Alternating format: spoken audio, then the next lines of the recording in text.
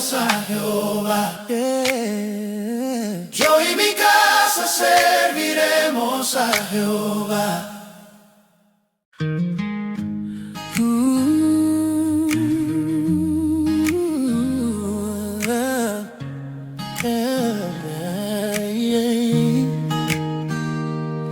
Yo vi pasar tantas promesas que el viento se llevó, buscando reinos de arena. Mi corazón se cansó, pero en tu voz encontré descanso. Tu palabra me enseñó, en tu camino firme mi casa se levantó. Yo y mi casa serviremos a Jehová. Aunque el mundo cambie, tú permanecerás. La voz en la puerta, tu pacto escrito está. Yo y mi casa serviremos a Jehová.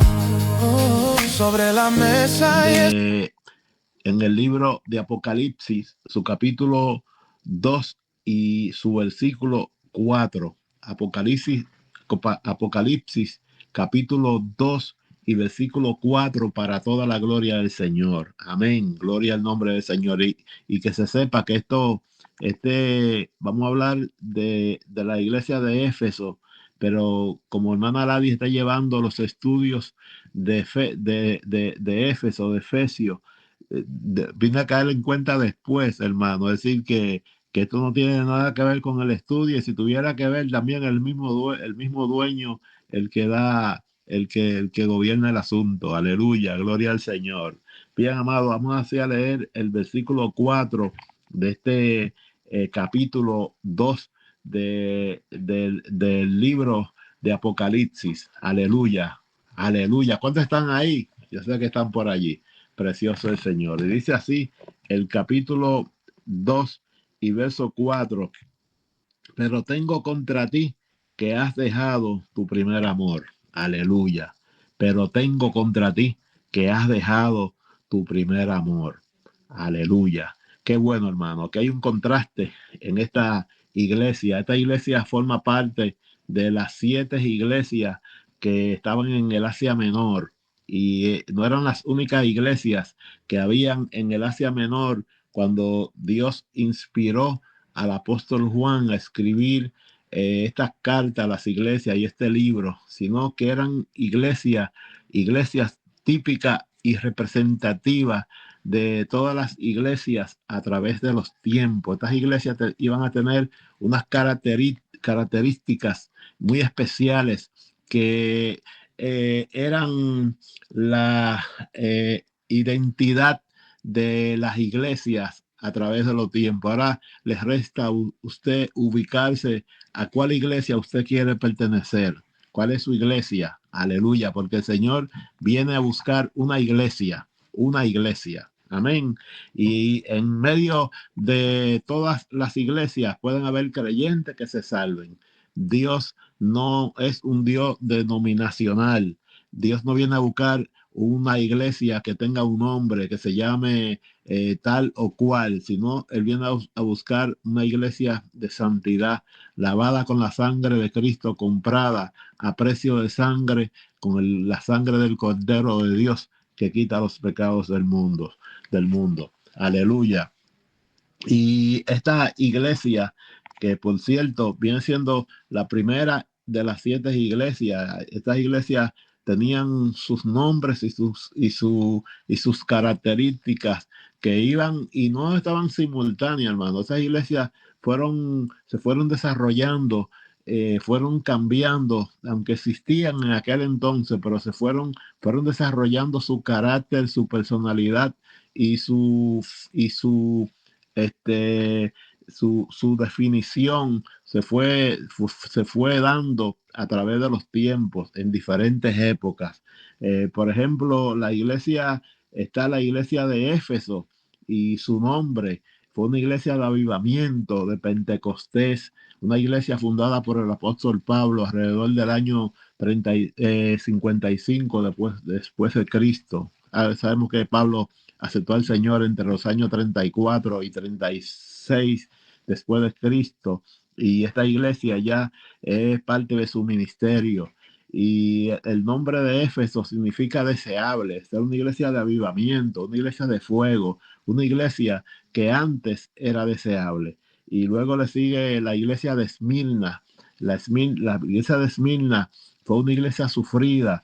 Y esta iglesia se desarrolló, esta iglesia entre los años 55 después de Cristo y el año 100. Y la iglesia de Esmirna fue una iglesia que se desarrolló entre los años 100 y los años 312 después de Cristo. Y fue una iglesia sufrida, ya usted sabe, una iglesia, como lo dice su nombre, mirra, que el nombre mirra significa la mirra. Con la mirra se hacía un perfume caro y se hacían diferentes elementos de producción, pero uno de ellos era un perfume emitía un olor muy agradable, la mirra, pero antes de ser procesada, para alcanzar ese olor agradable, la mirra tenía que ser machacada, martirizada, machacada, y luego esa machacada tenía un sabor amargo, pero su olor era agradable. Aleluya. Cualquier parecido con la realidad no es casualidad, hermano. Precioso el Señor. Aleluya. Para llegar a la presencia del Señor, muchas veces tenemos que ser machacados, tenemos que ser molidos, y el sabor es amargo, pero siempre el olor va a ser agradable a la presencia del Señor. A su nombre sea la gloria para siempre. Y así sucesivamente, aunque no le voy a mencionar todos los nombres hoy, sino a los que me llegan a la memoria. No tengo una nota aquí frente a mí, sino más que la Biblia. Pero sí, las que me llegan a la memoria, por ejemplo, está la iglesia de Pérgamo, ¿verdad? La iglesia de Pérgamo, que esa iglesia fue una iglesia que luego de los años 312 hasta los años eh, 1400 por ahí, esa iglesia se fue desarrollando en un ambiente eh, donde la señorita joven, la señorita virgen, la iglesia, se fue matrimoniando con el Estado. Y por eso tiene ese nombre, Pérgamo. El nombre Pérgamo significa torre de enlace. Pérgamo, torre de enlace. Así que la señorita iglesia se fue confabulando con el gobierno, y esta se fue metiendo en un oscurantismo terrible, porque esto le fue haciendo cambiar mucho su norte espiritual y caer en un oscurantismo terrible. Aleluya, hasta llegar a los años donde se desarrolla verdaderamente la iglesia de Sardis. La iglesia de Sardis, el nombre Sardis significa remanente, así que luego de la iglesia de Tiatira, que tuvo en ese intervalo también, y que la señorita iglesia Pérgamo pasa en ese periodo de tiempo, la señorita le pasa la batuta, o se sigue degenerando la iglesia, y entonces luego de la iglesia de Pérgamo está la iglesia de Tiatira. Y el nombre de Tiatira significa sacrificio incansable, o sea que la iglesia cayó en un oscurantismo terrible a través del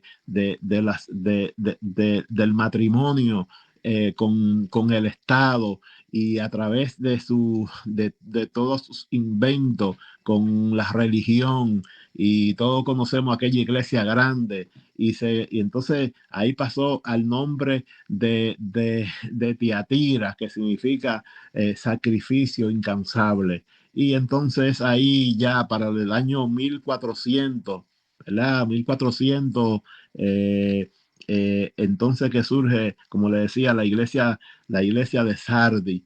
¿Y por qué surge? Porque como todos conocemos, ustedes los que son maestros, saben que para esa época fue la época de los grandes inventos, la época de la Edad Media.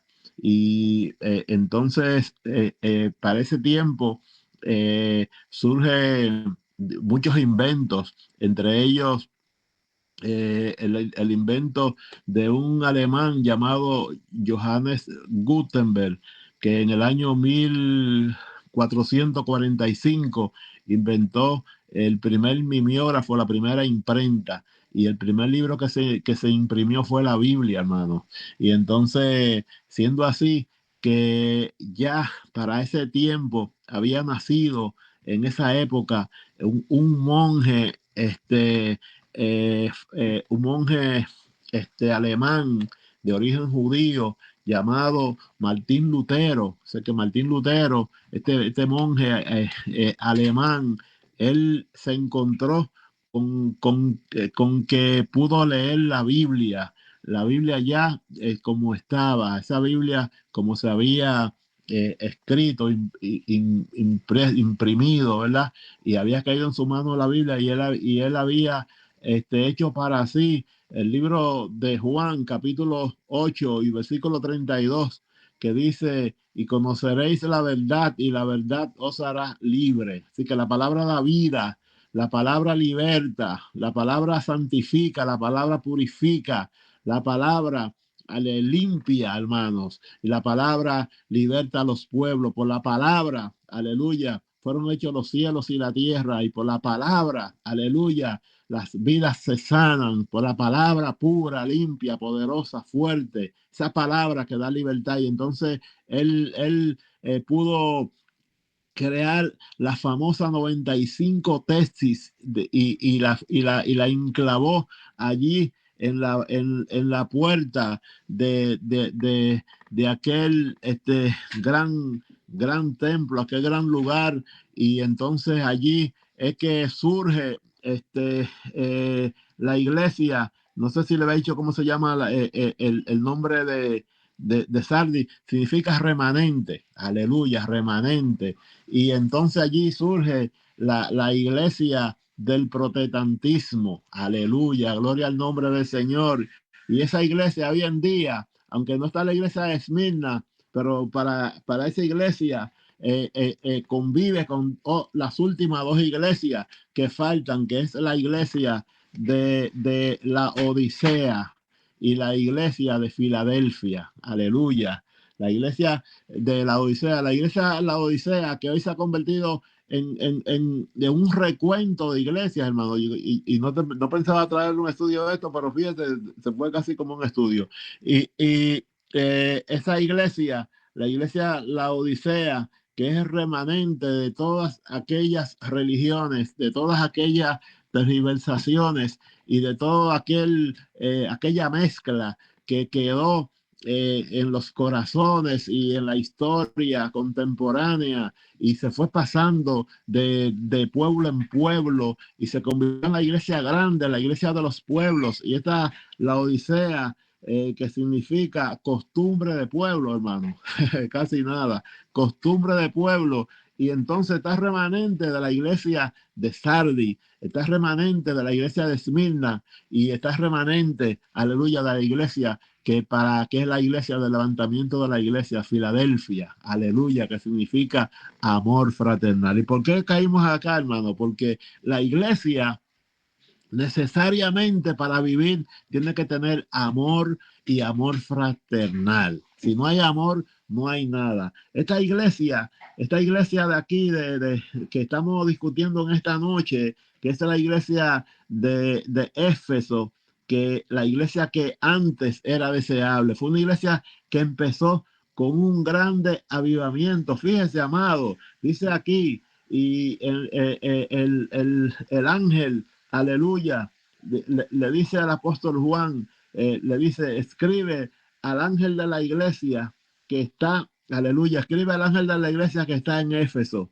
deseable, aleluya, el que tiene las 7 estrellas en su mano derecha, aleluya, eso es nada más y nada menos que Jesucristo, porque Juan lo vio con 7 estrellas en sus manos, en su mano derecha, que esto significaba los 7 pastores, aleluya, y las 7 iglesias y hablaba de los siete ángeles. Las siete estrellas son las siete iglesias, y los siete ángeles de la iglesia son los siete pastores de aquellas iglesias. Y entonces dice, el que anda en medio de los siete candeleros de oro, o sea, de las iglesias, dice esto, dice, yo conozco tus obras y tu arduo trabajo.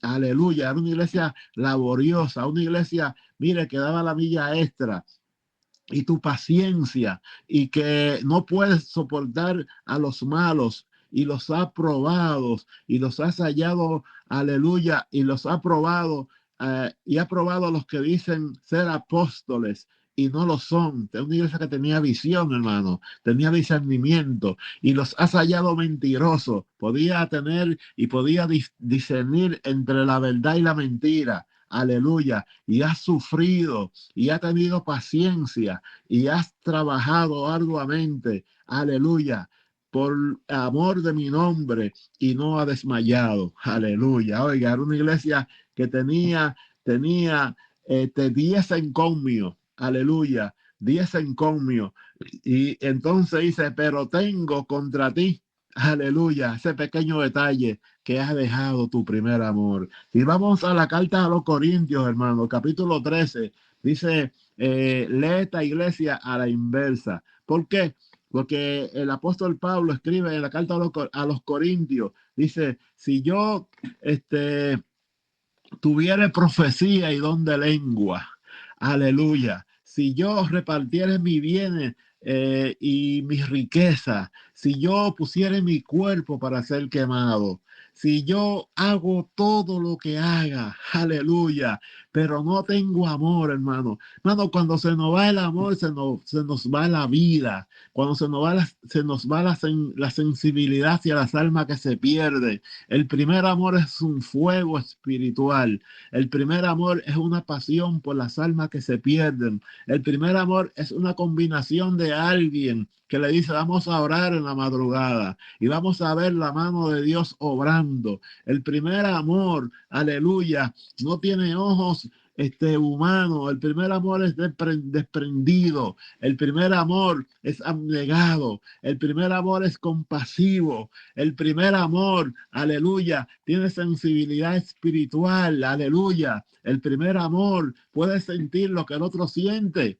Alabanza sea la gloria del Señor, porque el primer amor va más allá de las cosas humanas, aleluya, porque el primer amor no es humano, el primer amor es espiritual y corresponde a quien, a los salvados. Y entonces esta iglesia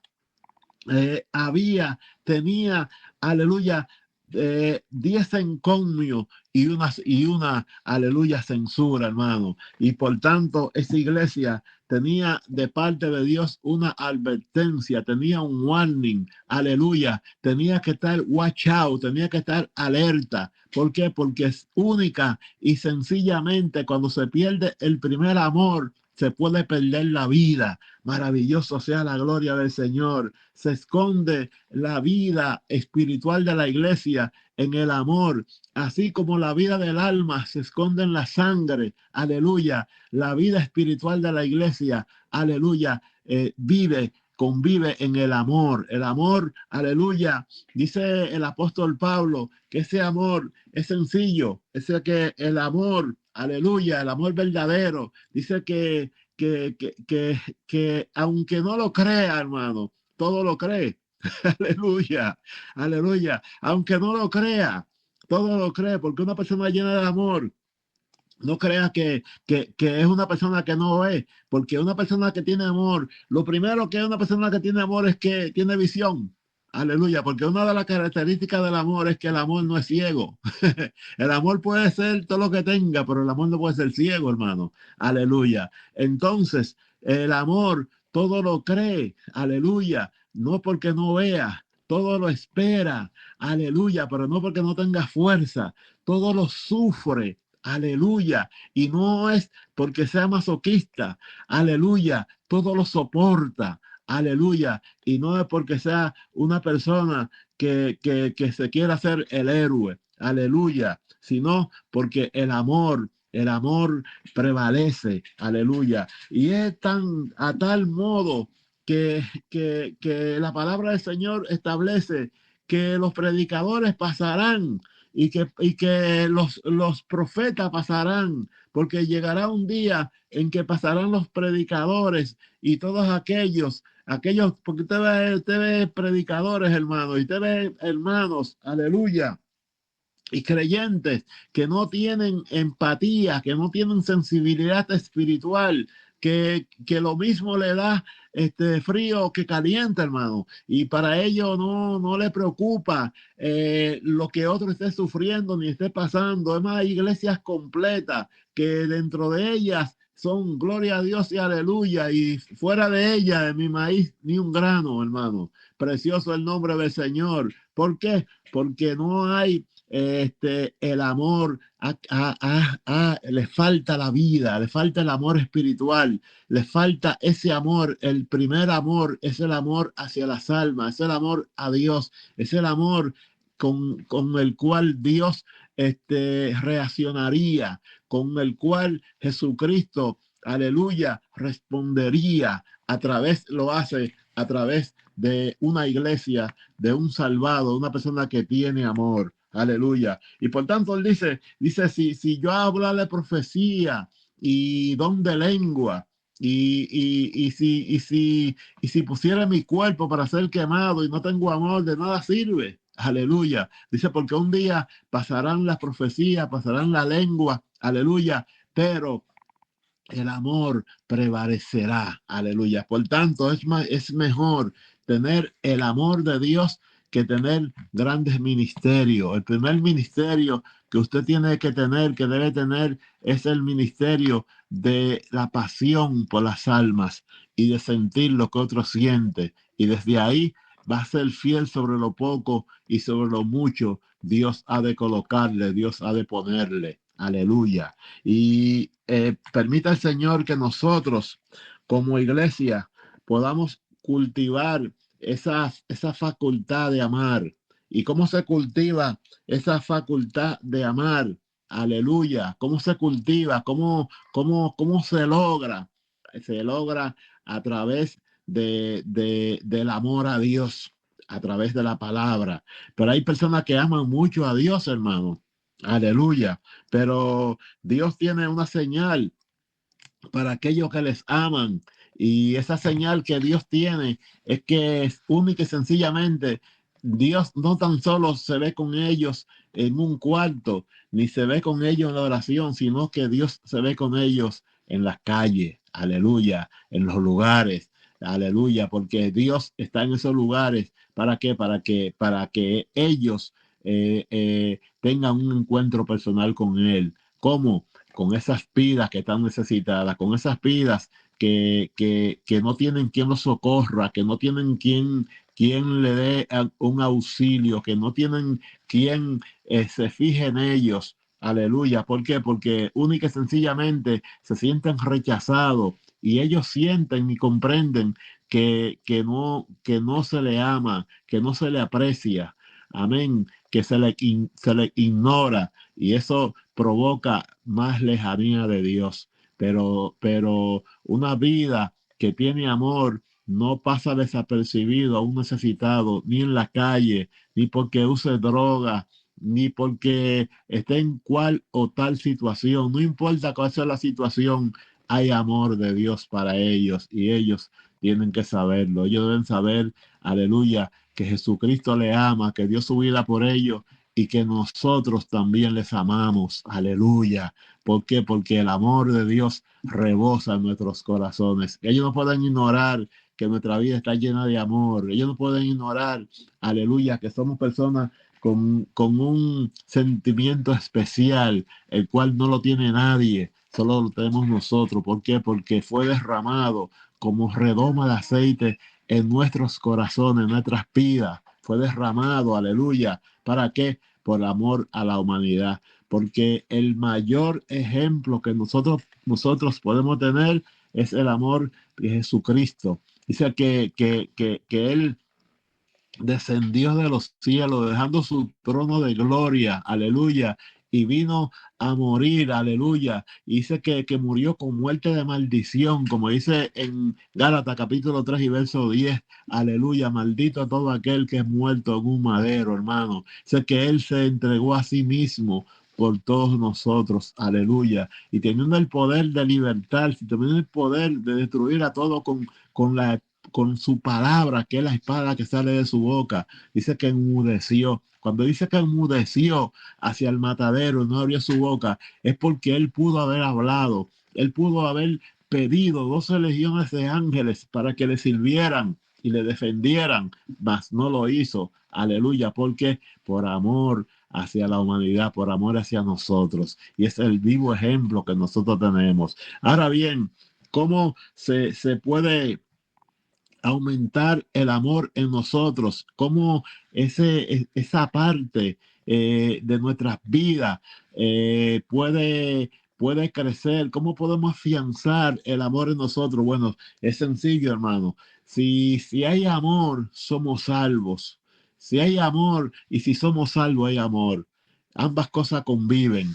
Pero si, no, si ambas cosas se separan de nosotros, pues entonces de la misma manera que usted lo busca, lo halla, y de la misma manera que usted lo pierde, lo pierde. Amén, aleluya. Parece una redundancia, pero no, hermanos. Si usted nota que al salir de su casa, usted vio a alguien necesitado, o alguien con cualquier necesidad, cualquier situación, y eso no le mueve, cualquier accidente que ocurra, cualquier guerra que ocurra, donde hay vidas que se están muriendo, donde hay personas, eso no le nota a usted, eso no le da frío ni calor, hermano, no le da frío, no le hace nada. Entonces, el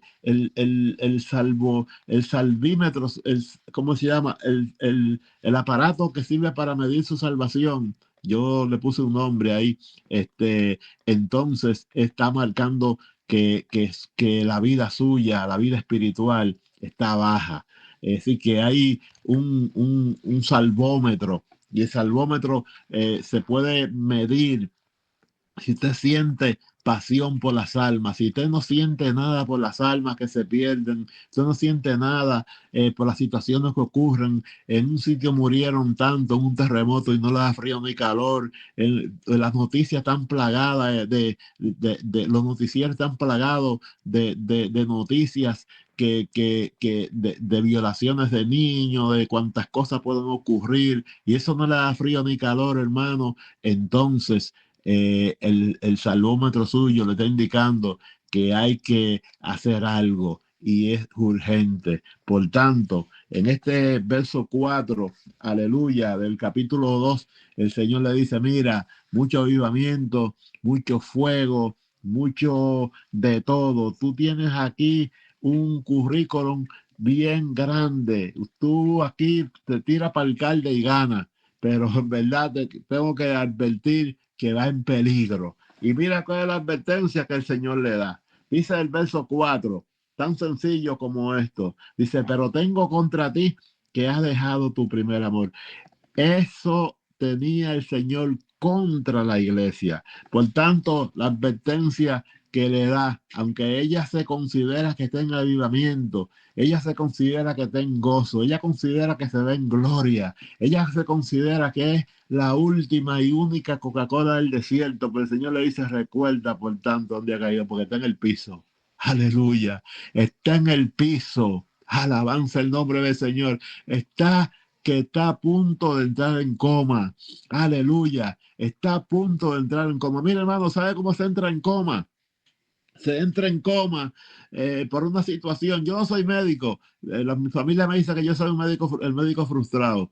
O yo mismo me considero ser así. ¿Por qué, hermano? Porque siempre estoy alerta a las cosas que son importantes del cuerpo humano. Pero fíjense cómo se produce un desmayo de alguien. Para alguien estar en el piso, no está en el piso porque quiere, porque el cerebro tiene 3 grandes porciones que son de él y la tiene en el cuerpo, que la tiene como límite. hay un límite que tiene que estar en el cuerpo listo para el cerebro utilizarla, porque el cerebro no la va a tener todo el tiempo allá. No la va a tener en el hígado, no la va a tener en los riñones, no. Cada uno de esos órganos tiene su función, pero el cerebro percibe cuando en su organismo tiene que haber una cantidad necesaria de azúcar, porque ese azúcar es energía para el cerebro.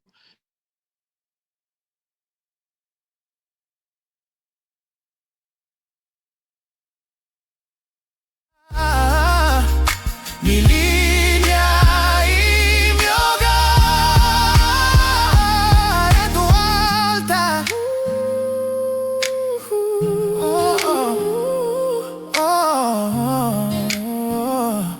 En tu altar. Yo y mi casa serviremos a Jehová.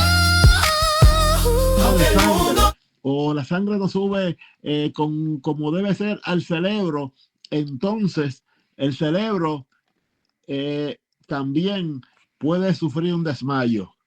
¿Y cuál es otra cosa? Cuando hay una cantidad de oxígeno que el cerebro tiene, pero él se puede trancar si ve que va a faltar demasiado oxígeno en su cuerpo por cualquier situación que haya, o usted entra a un sitio que es venenoso o lo que sea, y entiende que su oxígeno está comprometido, entonces el cerebro le da una orden y le dice, tírate al piso, te tiro. Precioso el Señor. No es que te va a decir, oh, que si me tiro, no, tírate al piso o te tiro, porque le da una advertencia. Entonces, como usted está en el piso, es porque le faltan tres grandes elementos, aleluya, oxígeno, sangre o azúcar. Esos elementos, aleluya, en la vida espiritual son necesarios, aleluya. Hay unos elementos que pueden hacer que usted se desmaye espiritualmente, y usted no debe pensar que está en el piso porque simple y llanamente esté vestido y esté cambiado. No, si está en el piso, está desmayado. Aunque esté vestido, está desmayado. Aunque esté cambiado de ropa, está desmayado. Aunque tenga billete en la billetera, en su cartera, está desmayado. Está en el piso, aleluya, y está mal, porque estar en el piso es sinónimo de prácticamente morir.